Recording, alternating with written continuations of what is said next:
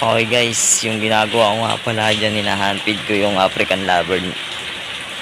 Anak ng African Lover namin yan, kaso wala na yung parents niya eh.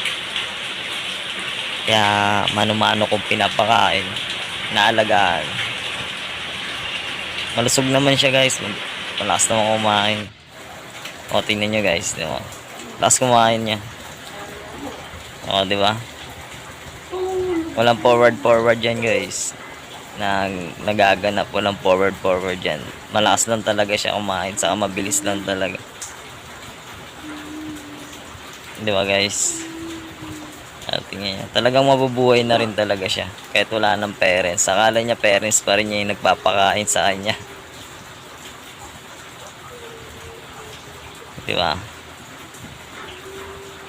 Buhay na talaga to si Oreo. Binigyan ko nga pala siya ng pangalan guys, Oreo. Hinango sa pangalan na movie, na cartoon movie na Oreo. Yan guys, malakas siyang kumain. Talagang mabubuhay na talaga siya. Ayan, malakas siyang kumain. Malakas kumain ni Oreo. Tingnan nyo guys, susundan niya yan. Susundan niya yan. Hanap-hanapin niya yan. Tingnan niya. Tingnan mo, hanap-hanapin niya. Akala niya, parents niya yung nagpapakain sa kanya. Tingnan niya.